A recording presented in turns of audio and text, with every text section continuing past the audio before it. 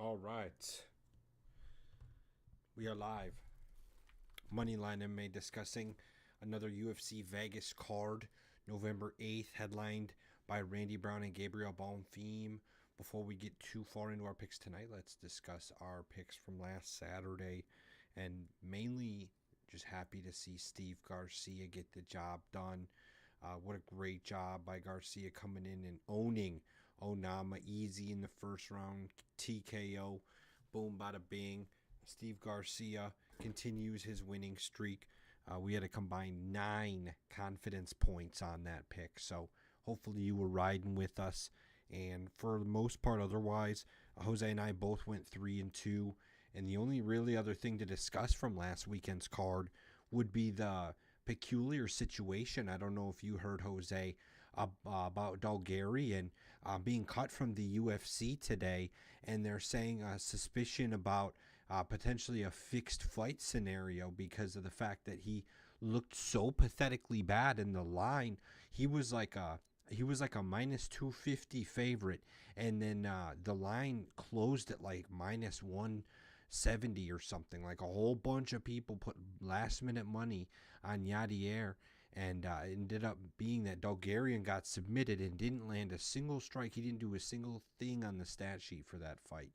And yeah, very interesting. So suspicion there, but in any case, he gets cut. And I picked Yadier to win the fight with my three-way, but boy, I didn't expect it to come with all of that. That's for sure.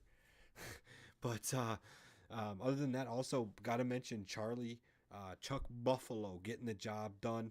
Both Jose and I had picked him, just a little less confidence, but good for him. Actually using his jiu-jitsu as Jose recommended. So you love to see that. But yeah, going forward to this Saturday, I already mentioned the headliner. It's a Vegas card, so we'll get our normal fight time, 3 p.m. Central Time prelims. And as always, we'll bring our picks. Jose and I pick 5 fights on this card and weigh those picks in order of confidence, with 5 weight being the most confident, 1 weight being the least confident. We make these picks independently and then just confer right before the show so we know what order we're going to go in, because we always go with the locks of the week first. That said, coming in with a little streak going with the locks of the week here, I'm going to be picking in the co-main event here. I'm going to be taking Joseph Morales to beat Matt Schnell. This is a favorites pick. Joseph Morales is minus 265 to beat Matt Schnell at plus 200. And for a fair reason, of course. Matt Schnell is a dog, but he kind of just comes with like a lot of grit, but not a lot of like actual like success. You know, he's gotten finished by KO, TKO. He's gotten submitted. I'll never forget the fight that he came back against Sumo Duerji, and he was getting his butt kicked. And to this day, that's probably saved him from being cut from the UFC, just because of how many losses he's taken otherwise. Now, don't get me wrong. The competition is high level. It's not like he's losing to bumps by any means. But to me, Joseph Morales is the prospect, or at least the guy with the higher ceiling. You know, he had a stint in the UFC and ended up, I think he got cut and ended up doing a little stint in Cage Warriors and then going on the Ultimate Fighter to get another contract in the UFC. And Joseph Morales just looks a lot cleaner, in my opinion. I think he comes with more technique. So very confidently, I'm going to take Morales. The public agrees. Jose, what do you think?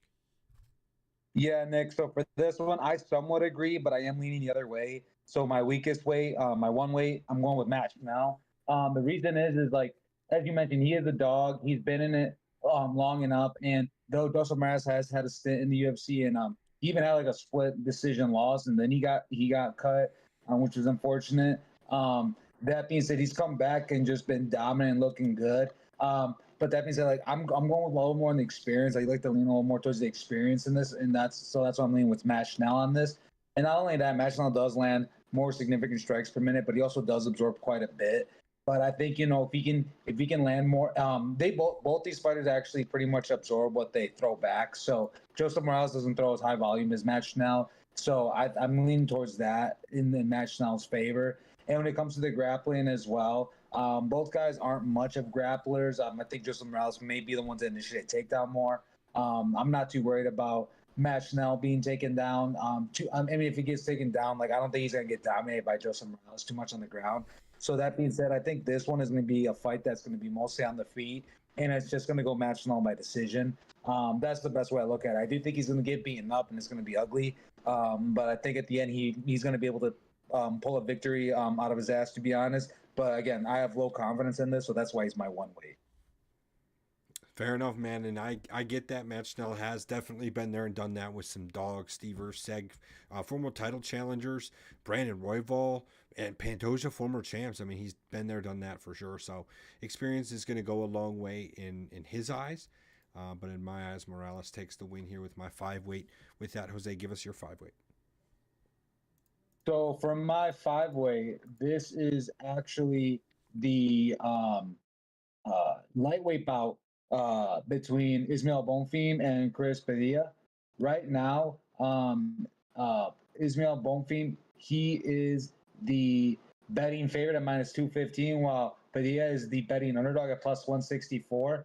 This one, I like Ismael a lot. The reason is that, sorry, my things really. My apologies there. I lost my closed the wrong tabs. But that being said, I like Ismael Bonfim, even though he's coming off a loss. That was the TKO. That was doctor stoppage. In those type of instances, like I normally don't like put too much on the fighters. Like I'm sure if the fighters could, they would keep fighting. As we saw with WCA this past weekend. Like if they have a choice, they will. And then there's other fighters like the heavyweight champ that don't. And with Chris Padilla, he's been looking phenomenal. He's on a 3-fight win streak in the UFC. And one of them is also by doctor stoppage as well. So I don't know too much about that this particular fight on what was the doctor stoppage against Zurong, but with Ismael Bonfim, he's been in there for a minute. He's win loss, and he's gone against he got finished by Benoit Saint Denis. And that being said, I'm just leaning more towards him. I think that he's got good striking, some solid jiu-jitsu. The experience is there. He does have a reach disadvantage, though. Chris Padilla does have a slight reach advantage over him. But that being said, both guys throw high volume of punches and both absorb a decent amount. I think on the feet, similar to the last one I talked about, I think Ismael is just going to be a little more dominant and land a slight more punches and get in there and defeat Chris Padilla in that case. That's pretty much all I can say about this fight. But I feel really strong Ismael Bonfim. I'm just leaning more heavily on his experience and his striking in this matchup. Nick, what are your thoughts on this fight? I do agree. It's kind of like we flip-flopped almost, but this is my 2-weight, not my 1-weight in terms of confidence. So we're actually got back-to-back agreement. Well, you technically disagreed with me, but 5-weight, 2-weight, 5-weight, 1-weight, kind of flip-flop. I'm taking Bonfim as well. Ismael, of course, both of the Bonfim brothers are on this card, so make sure if you're picking or betting this card, you're picking the correct Bonfim brother. But in any case, I'm going to take Ismael to win. But I'm very nervous, man. It's my 2-weight pick for a reason. Ismael is not the greatest odds, if you ask me, at minus 215. That's pretty steep. Chris Padilla plus 164. Padilla to me is a little bit more pop and like a little bit more flashy. Like he could be the guy that gets that crazy knockout kind of thing. And Ismael, I mean, I don't know, man. Like he got finished by BSD, and he got finished by Nazim Sadikov as well. And his wins are against Terrence McKinney and Vince Pitchell. Like those aren't really good wins at all. So I'm very hesitant on Bonfim. I'm making the pick on him winning this fight, but I wouldn't touch it with a 1,000-yard stick personally in any betting fashion. Yeah, I agree with you on that. Like this would be a tough one to want to bet on just because both guys are just I think skill wise too are just a little kind of 50-50 hand in hand. So this one is a tough. It would be, as you mentioned, it is a steep odds for Ismael. So I totally agree with you on that assessment. Hell yeah! So either way, we got one agreement and one disagreement. Just a quick recap. I have Joseph Morales as my 5-weight. Jose's got Matt Schnell as his 1-weight. Jose's got Ismael as his 5-weight, and I also agree with that. Ismael is my 2-weight. I'll go on to my 4-weight. We're going to go straight into the main event here, as I'm going to be taking the underdog in the main event. I'm taking Randy Brown at plus 140 to beat Gabriel Bonfim. We're talking about the Bonfim brothers back to back here. I'm picking one of them to win, and it's not going to be Gabriel, in my opinion. Although Gabriel is a dog, and he's definitely the better of the two Bonfim brothers, I definitely don't think he's got what it takes to beat Randy Brown. I love what Randy Brown brings in both facets of the game, from KOs, finishes to submission wins. He can basically do it all. And Bonfim has a couple of KO wins under his belt and decisions too, but it's nowhere near like the precision that Randy Brown and experience that Randy Brown has. If you want to favor experience in the UFC, look at Randy Brown no further. He's been fighting in the UFC since 2016 against all kinds of talent that I don't even need to sit here and name.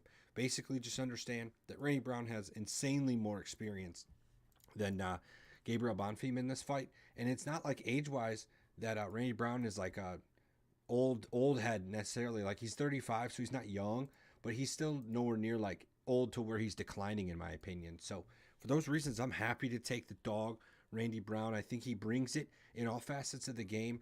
And sure, Bonfim might have a lot of submission wins. Sure, 13 submission wins and 0 submission losses.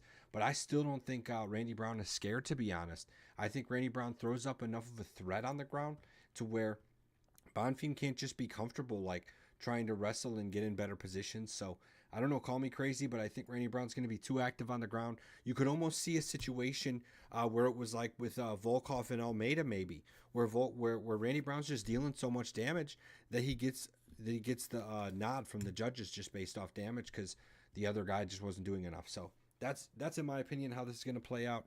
What do you think, Jose? Yeah, Nick, I 100% agree with you on this. I have Randy Brown as well. He is my two-way. And as you mentioned, a lot of the same reasons. He's got the experience. He's been in the UFC since 2016. I like the reach advantage that he has over Bonfim. He has a 5.5 reach advantage over Bonfim. I think that's gonna fare well with him. And both guys land high level of strikes per minute, and both absorb about the same as well. Like Bonfim absorbs 4.50. He throws 4.54 significant strikes per minute and absorbs 3.53 significant strikes, while Randy Brown, he lands 4.47 and absorbs 3.26. So when you have a guy with that reach advantage and he can land a high volume of punches per minute, to me that's dangerous. He's always live. Like, I always think he's more live to get a knockout more than anything, or if not, at least win unanimous decision. And of course, like I like Randy Brown a lot too because he's very diverse. Like the way his out of his wins, he's got 8 KOs, he's got 5 submissions and 7 decisions. So even though, like I said, like I think he's more alive to get the knockout or win just unanimously, he still can use his long limbs to find submissions. And as you mentioned, Bonfim is a big submission threat as well. Brown, he's lost in every type of fashion twice. He's been knocked out twice, submitted twice, and lost by decision twice. I think if Bonfim were to win this, I think it would have to be more by decision. It would just have to be he's going to have to grapple Randy Brown. Bonfim is going to be more likely to go for the takedown. And Randy Brown, he's got 73% takedown defense. So if Randy Brown can stay on his feet, I truly think that this is his for the taking. So I just think it's just the type of game plan Bonfim will come in with, because he could try to go at wrestling heavy to try to get that submission. And if he doesn't submit Randy Brown, I think he's just going to dominate control time. So that's ultimately why I have Randy Brown as my two-way for this one. Okay. Fair enough, man. Yeah, because Bonfim's path to victory here is definitely wrestling and just, I mean, I still could see a world where he gets a submission. It's not like Randy Brown is unsubmittable, but I do think it'll be difficult. And I think his size is going to pose part of that difficulty. He's got a pretty big friggin' frame, man. And I think that's going to be tough. But either way, it sounds like we agree there. And with that said, that might actually be then the lock of the week. 4+2 there, 6 weight, I think might actually be lock of the week for us combined, just because we disagreed on the that, or actually, sorry, it'll probably be Ismail, because that's 7. So technically it would be Ismail first, then Randy Brown, maybe a little 2-leg parlay between the two. But from there, let's go to Jose's 4-weight. So for my 4-weight, I'm actually going. This is the bantamweight bout between Ricky Simon and Ronnie Barcelos. And right now, Ricky Simone, he is the betting favorite at minus 164, while Barcelos is the betting underdog at plus 128. To be honest, to be honest, at some point I thought Ricky Simone was going to be the underdog in this matchup, but here I'm choosing him. He is the favorite, and he's coming off a two fight winning streak right now over Cameron Smotherman and Javid Basharat. And I think pretty much the story of this one too is like we all know Ricky Simone's got dominant. He's dominant wrestling. He's a way better wrestler than he is striker. Like he's on average he goes for 5 takedowns per 3-round fight, and he's got 75 takedown defense. And so I think it's gonna be no question that he's gonna be super heavily focused on this fight. And the thing is too about him is that he has been both these guys have been in the UFC for quite some time, but both dudes like are I want to say that Barcelos is probably the slightly better striker, but to some degree, Ricky Simone, he just throws power, heavy-handed stuff, and he doesn't really set up combinations as much. He absorbs more than what he actually lands, which is a huge disadvantage for him. But Barcelo isn't too far off from that either. He lands 4.87 significant strikes per minute, and he absorbs 4.4. So I like these numbers a lot too, because both these guys have been in the UFC for quite some time now, and so you have two guys that eat up a lot of shots essentially. And then so I'm going at who's going to be the better grappler, who's going to be the better grappler then. And in that case, it's going to be 100% Ricky Simone. He's going to be far superior at grappling than Barcelos in this one. And even in that case too, he does have a 2-inch reach advantage over Barcelos. So I think that in this case, it may be almost a similar trend like what I said to the last fight, but in this case, I'm leaning heavily with the wrestler being Ricky Simone. He doesn't land as many strikes per minute as Barcelos, but both guys just take a lot of damage on the feet. So I don't see them wanting to be on the feet for too long. And if once it gets to their ground, I think it's just going to be Ricky Simone all day, because Barcelos does like to wrestle as well, but he's just not as good as Ricky Simone. So that being said, that's why I feel heavy on Ricky Simone as my 4-weight. Nick, what are your thoughts on this? All right, so we'll agree there on Simone. That's pretty good amount of confidence. Oh, sorry. I'm looking at the wrong fight. You're probably looking at me like, "Oh, dude, wait, that's what I not have," because I picked out 1 weight on Barcelos. I was just throwing a curveball, seeing if everybody was paying attention there. I'm going with I'm going with the dog plus 128, and I like Barcelos because I think he can outlast Ricky Simone, and that's kind of what the word I would use with outlast, because you're right, like. Ricky Simone really needs to pressure with wrestling, and that's definitely his path to victory. I think Barcelos can outlast a lot of that wrestling pressure and win with his striking, so I would lean towards Barcelos' decision specifically, but Simone's got 11 decision wins under his belt as well, so hence the reason why I'm sitting here putting Barcelos in my 1 weight.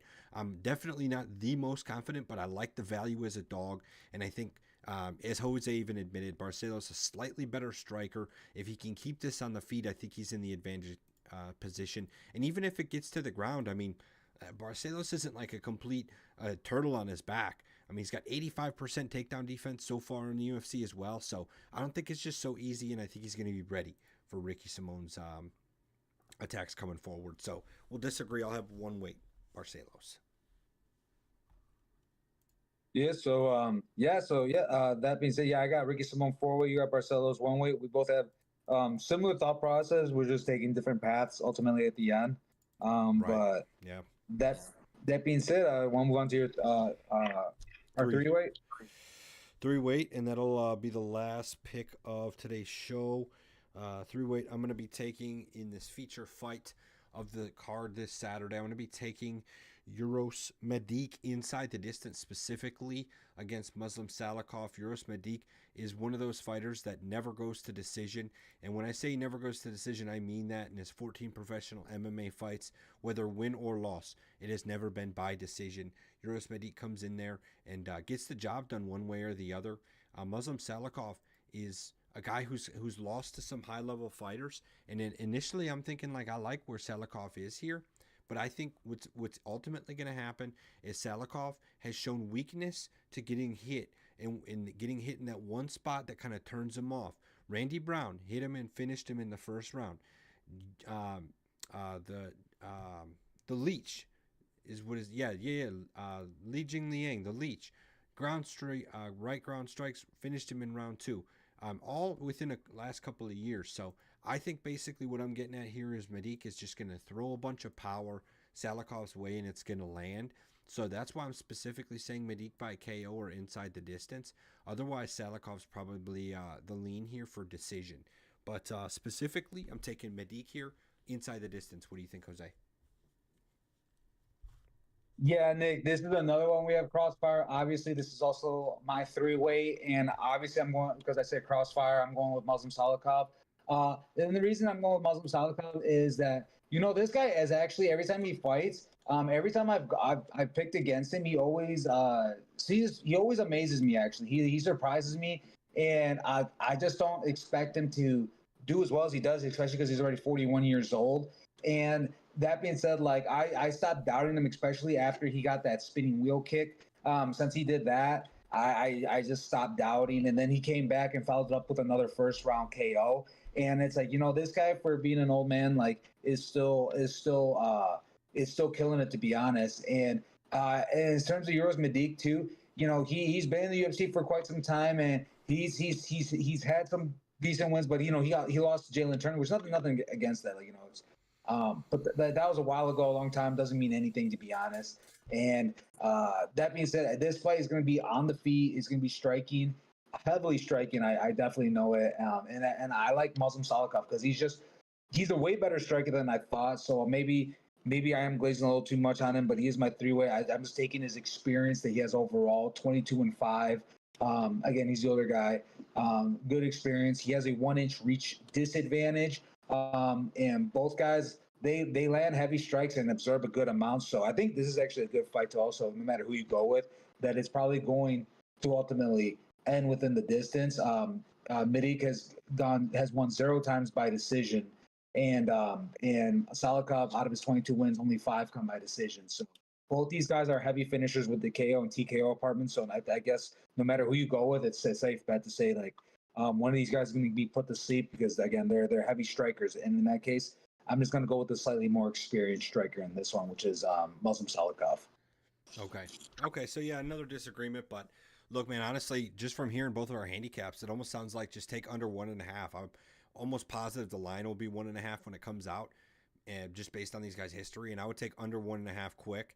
And honestly, it's still tough because the fight could go over 7.5 minutes and still get finished. But in all reality, just based off recent history, this fight's ending in the first round. I mean, geez, both of these guys' last 2 fights ended in the first round. So I think it's a highly likely situation. But at least for the picks themselves, Jose and I will disagree. I'm going to take Medic. Jose's going to take Salikov, but we both recognize a chance for finish here.